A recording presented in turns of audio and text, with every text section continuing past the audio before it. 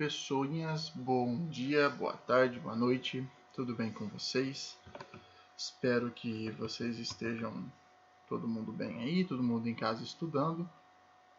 Hoje a gente vai dar continuidade com a nossa matéria, lembrando que nós estamos na frente 4 relacionada com botânica e a gente está vendo os principais métodos reprodutivos dos grupos vegetais.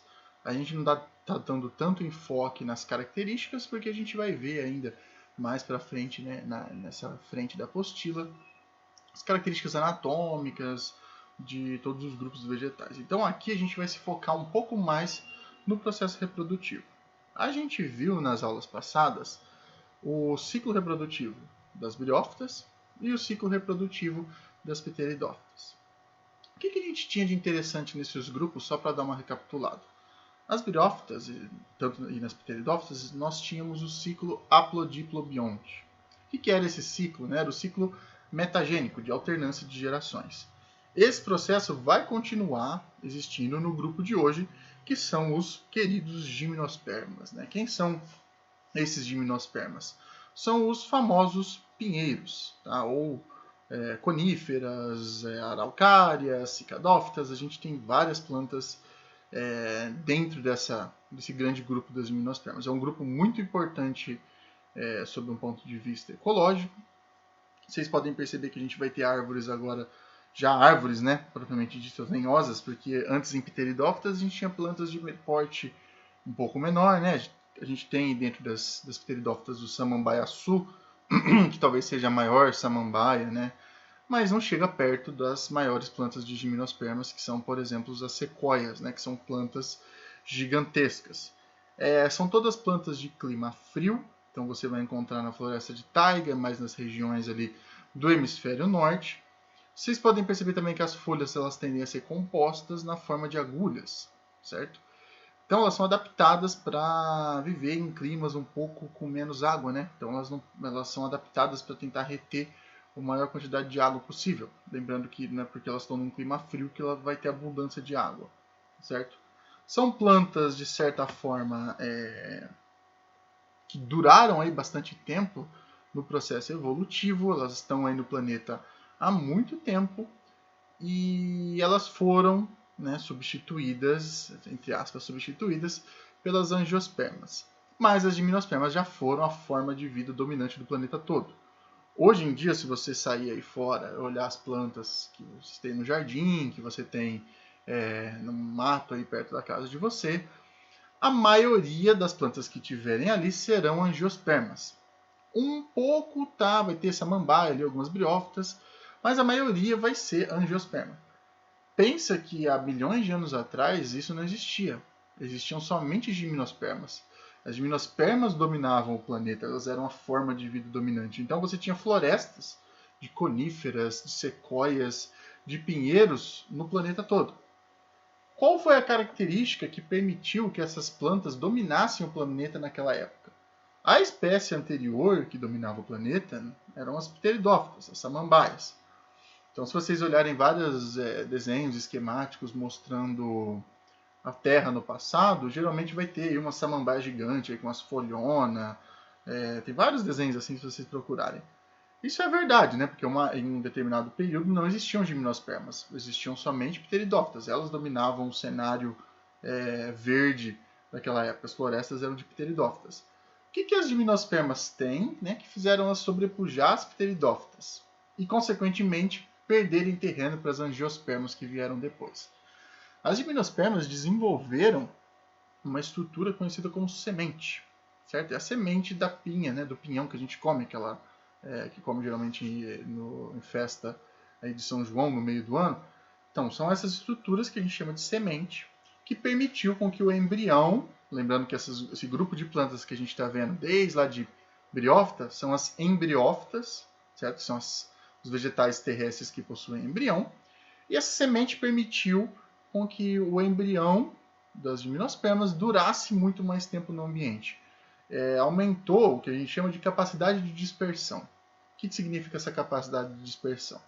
O organismo vegetal ele consegue produzir uma semente, essa estrutura que a gente chama de semente, e ela consegue durar muito tempo no ambiente. Tá? Então você tem sementes aí que podem durar décadas, até, segundo alguns relatos, centenas de anos, até que ela encontre condições favoráveis para germinar. Diferente lá da Pteridófita, que a gente tinha visto, que ela germinava exatamente no local onde aconteceu a fecundação. Aqui não, aqui essa estrutura da semente consegue permitir fazer com que o embrião dure muito tempo. E também alcance uma área maior. Ele vai ser transportado, essa semente vai ser transportada junto com o embrião para locais aí muito mais distantes, às vezes por animais, né? Principalmente animais que predam essas sementes, né? Se alimentam dessas sementes. Às vezes eles podem levar elas para locais mais longe e acabar colonizando uma área muito maior. Então, essa capacidade de dispersão permitiu com que esses vegetais aí aumentassem a sua zona de abrangência a ponto deles colonizarem grandes partes do nosso planeta. Então, assim como a gente tinha visto lá em Pteridófitas, aqui também tem alternância de gerações. Você vai ter uma fase duradoura, certo? Que vai ser representada pelo esporófito. O esporófito, ele é o vegetal que você olha ali. Então, quando você vê um pinheiro, você está olhando para o esporófito. Ele é um vegetal verde, totalmente desenvolvido, totalmente complexo também, com vasos condutores, xilema e floema, raízes, um caule, que na maioria das vezes vai adquirir uma espessura muito grande, folhas, radículo, todas aquelas estruturas vão estar presentes aqui no esporófito. Vai ser a planta propriamente dita. Mas se a gente tem alternância de gerações, né, metagênese, do ciclo haplodiplo-bionte, significa que você vai ter que ter uma outra planta adulta. Lembra que a gente tinha lá o protalo, que era pequenininho, mas era uma planta separada? Aqui a gente também vai ter. Essas plantinhas, entre aspas, eram chamadas de gametófitos, tá? Produziam os gametas. Então o vegetal esporófito produz os esporos e o gametófito produz os gametas. Só que o gametófito aqui ele vai ser extremamente reduzido, tanto em complexidade, tanto em tempo de vida. Ele vai durar pouquíssimo tempo. Ele vai servir praticamente para o processo reprodutivo e depois vai morrer. Esses gametófitos eles vão ser totalmente dependentes do gimnosperma, vão crescer, entre aspas, dentro do corpo do gimnosperma e nunca vão sair de lá. Certo? Então eles não vão germinar no solo igual a gente tinha o protalo lá das pteridófitas. Não, eles vão ficar dentro das gimnospermas. Dentro aonde? Né? Dentro de estruturas que a gente chama de pinhas, que é o pinheiro, a pinha que a gente vê no pinheiro ali, quando a gente olha aquela coisinha que a gente tem no Natal aí, coloca no Natal de enfeite às vezes, aquilo é uma pinha que vai conter as sementes, vai armazenar sementes. Antes de eu explicar um pouquinho mais ou menos dessa pinha, eu vou explicar para vocês um pouquinho só da classificação das gimnospermas. Isso aqui raramente é pedido em vestibular, mas eu acho interessante saber para ajudar vocês, às vezes, a elaborar uma questão que possa ajudar vocês, essa informação possa ajudar vocês a responder uma questão.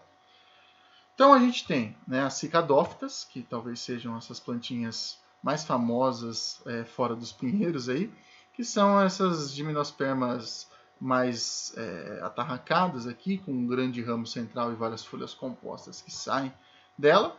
É a famosa cica. A gente tem também o grupo do Ginkgo biloba, que é uma gimnosperma, praticamente um fóssil vivo. O único integrante desse grupo que existe até hoje é ele. Ele está mais restrito ali ao Japão, China, né? São plantas orientais e são utilizadas na medicina tradicional desses povos até hoje. A gente tem o grupo mais famoso, que são as coníferas, certo? Os pinheiros.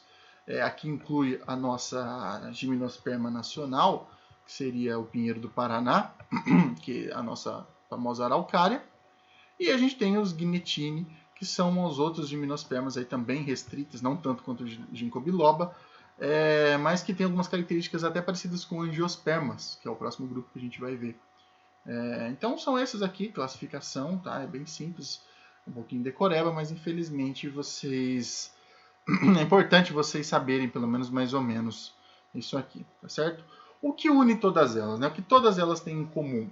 A semente produzida dentro desse estróbilo. Tá? O que é um estróbilo? O estróbilo ele vai ser uma estrutura reprodutora que vai conter os esporângios. Geralmente a gente vai ter estróbilo masculino e um estróbilo feminino. Esses estróbilos eles vão produzir os esporos e eles vão estar presentes às vezes em um mesmo vegetal, então a gente vai ter vegetais hermafroditas, ou às vezes em vegetais dioicos, aí, com dois sexos separados, o masculino e o feminino. Mas o que muda a respeito dele? O estróbilo masculino ele vai produzir estruturas que a gente chama de sacos polínicos. O que vão ser esses sacos polínicos? Esses sacos polínicos são os esporângios, né? As estruturas que vão produzir esporos masculinos. Os esporos masculinos eles sempre vão ser micro. Então, toda vez que vocês verem micrósporo, ou microesporângio, ou microesporofilo, está sempre se referindo a estruturas masculinas. Esses sacos polínicos vão produzir os grãos de pólen, que nada mais são do que os próprios esporos desses vegetais aqui. Então, o grão de pólen, aquele grãozinho amarelo que a gente vê, às vezes, a abelhinha indo de flor em flor ali para polinizar, no caso aqui não tem flor, mas aquele pozinho branco surgiu aqui nas gimnospermas. Branco não, amarelo, desculpa. Surgiu aqui nas gimnospermas. Aqui ele vai funcionar um pouquinho diferente, né? Porque aqui a gente não vai ter flores vistosas atraindo os polinizadores, mas eles vão servir para o seu propósito reprodutivo aqui, que eu vou explicar no ciclo deles um pouquinho mais para frente. Como eu falei para vocês, já que a gente tem o estróbilo masculino, a gente também tem um estróbilo feminino. Esse estróbilo feminino vai produzir uma estrutura que a gente chama de óvulo. Não confundir com o óvulo da mulher, dos mamíferos, aí, dos vertebrados que a gente vê. Essa estrutura aqui é totalmente diferente. O óvulo, assim como os sacos polínicos, ele vai fazer com que ocorra o desenvolvimento do esporo feminino. O esporo feminino ele é chamado de megásporo, tá? Porque ele é um esporo grande, enquanto o micrósporo é o esporo masculino, ele é pequeno, o megásporo ele é um pouco maior, tá? Ainda vai ser microscópico, mas ele é maior do que o micrósporo, tá certo? Esse óvulo vai ser uma estrutura que vai proteger o megásporo, ele vai ficar preso ali dentro, e depois, posteriormente, o óvulo vai dar origem à semente. Tá? Não só o óvulo, né? Algumas outras estruturinhas ali. Então, a partir disso, nós podemos chegar nesse maravilhoso, lindo ciclo do reprodutivo dos pinheiros aqui. Só que eu estou levando em consideração um pinheirinho, tá? Um pinheirinho dioico, ou seja, ele vai ter tanto cones femininos quanto cones masculinos. Esses cones aqui são as pinhas. Vocês podem ver que o estróbilo, né, que é a pinha, masculino ele é diferente do que o estróbilo feminino. Geralmente ele é menor. Nos organismos que são hermafroditas, né, que tem o mesmo organismo, você vai ter o sexo masculino e feminino, há uma diferença espacial entre eles. Os estróbilos masculinos geralmente tendem a ficar na parte superior do vegetal e o estróbilo feminino tendem a ficar na parte inferior, né, na parte de baixo dele. Por quê? Essas plantas são as primeiras plantas que contêm pólen, certo? Grãos de pólen. O grão de pólen ele tem que ser levado da parte feminina da planta, da parte masculina da planta, desculpa, até a parte feminina de uma outra planta, ou da mesma planta se ela for hermafrodita. Então ocorre um processo que a gente chama de polinização, que é quando o pólen sai da parte masculina e chega até a parte feminina para fazer a fecundação. Vamos começar esse ciclo explicando a partir do esporófito. Tá? Então a gente tem o estróbilo masculino, vai conter aqui dentro do estróbilo pequenos saquinhos aqui que vão produzir esporos, que são chamados de microesporângios. Tá? Micro, lembra sempre, é a parte masculina. Esses microesporângios, no seu interior, vão conter células que vão ser chamadas de células-mãe. Tá? No caso das células-mãe do microesporângio, são células-mãe de micrósporo. Essas células, assim como o esporófito inteiro, são 2N, são células diploide, possuem células diploide. Os micrósporos eles vão sofrer um processo de meiose, tá? Vocês podem olhar aqui, eu estou acompanhando só o masculino primeiro. Vão sofrer um processo de meiose e vão formar os micrósporos, né? Que são os esporos masculinos, que o nosso representante aqui é o grão de pólen. O grão de pólen, ele já é, na verdade, aí o micrósporo, mas ele já é quase o gametófito, certo? Lembrando, já que a gente tem alternância de gerações, então isso aqui é o esporófito, tem que ter um gametófito também, igual eu já falei lá no começo. Qual que é a característica interessante do grão de pólen? Ele possui pequenas estruturas aqui que permitem com que ele flutue, ou seja, que ele seja levado pelo vento.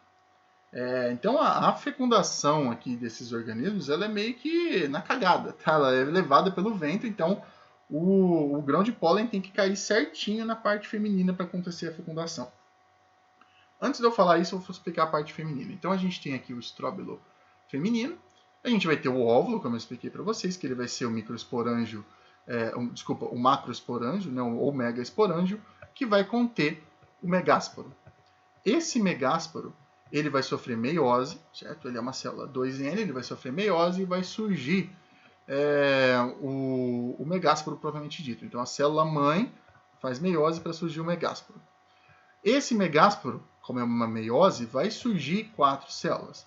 3 delas degeneram, uma só germina dentro aqui, ela não sai daqui, ela não vira uma plantinha separada, ela germina aqui dentro e dá origem ao megaprotalo. Esse megaprotalo seria o gametófito feminino. O megaprotalo é praticamente uma planta microscópica à parte, extremamente dependente do esporófito. O megaprotalo é equivalente ao protalo que a gente viu lá nas pteridófitas. Ele vai ter arquegônios e vai ter oosferas. Lembra da oosfera? A oosfera é o gameta feminino que o megaprotalo vai produzir. Isso aqui vai ser produzido, vai ser desenvolvido, né? Esse megaprotalo vai se desenvolver a partir do megásporo dentro do óvulo e ele vai ficar ali esperando. Esperando o quê? Esperando o grão de pólen por, sei lá, força do destino, cair aqui na região que a gente chama de micrópila. O que é a micrópila? A micrópila é uma pequena abertura no óvulo que permite comunicação com a oosfera. Ali, o grão de pólen vai se desenvolver e se transformar no gametófito masculino, porque até então a gente só tinha falado do gametófito feminino. Esse gametófito masculino vai ser chamado de tubo polínico. Esse túbulo polínico ele vai crescer até chegar perto aqui do arquegônio onde está a oosfera feminina. Ele vai ter gametas? Vai, né? Se ele é um gametófito, ele vai produzir gametas. Já que o megaprotalo produziu a oosfera, o tubo polínico vai produzir os núcleos espermáticos. Né? Esses núcleos espermáticos que são os gametas masculinos. Eles vão vir aqui e fecundar a oosfera. Às vezes, mais de um tubo polínico está crescendo aqui ao mesmo tempo e vai ter mais de uma oosfera fecundada. Mas somente uma vai se desenvolver para formar uma semente ali. As outras vão acabar perdendo terreno ali, degenerando e morrendo. A partir dessa fecundação, a gente vai ter um embriãozinho. Se essas duas células aqui são todas haploide, vai surgir um zigoto 2N aqui diploide. Ele vai estar protegido, né, pela semente, pela estrutura da semente. A semente possui 3 características principais. O embrião, que vai surgir a partir do zigoto, né, o embriãozinho que vai ficar protegido ali. A gente tem o endosperma, que é essa parte amarela, que provém do corpo do próprio megaprotalo. Olha que bonito. Então o megaprotalo, né, a planta feminina, o próprio corpo dela vai servir de alimento para o embrião, porque o endosperma ele é o quê? Ele é tecido de reserva. Os nutrientes que o embrião vai se alimentar até que ele consiga fazer fotossíntese e sobreviver sozinho. Então é o próprio corpo do megaprotalo feminino aqui que vai dar origem ao endosperma. E a parte de fora, o tegumento, a casca da semente, vai vir aqui das partes mais externas do ovário aqui para formar essa casquinha aqui. Então essa semente vai poder aí ser dispersa, ser levada para outros lugares e germinar para surgir um pinheiro novinho em folha. Dessa forma a gente fechou o ciclo aqui, tá? Então, só para vocês lembrarem, a gente tem uma parte masculina e feminina aqui nesses organismos e a gente tem também uma fase dos gametófitos aqui que eles são crípticos, ou seja, eles são pequenos, a gente não consegue enxergar eles a olho nu tão facilmente. Diferente lá nas pteridófitas que a gente conseguia ver a plantinha, por mais reduzida que ela era. Certo? Então, por hoje é só isso. Espero que vocês tenham entendido. Qualquer dúvida eu estou à disposição de vocês. Vocês podem tirar comigo. Beleza? Valeu, pessoas!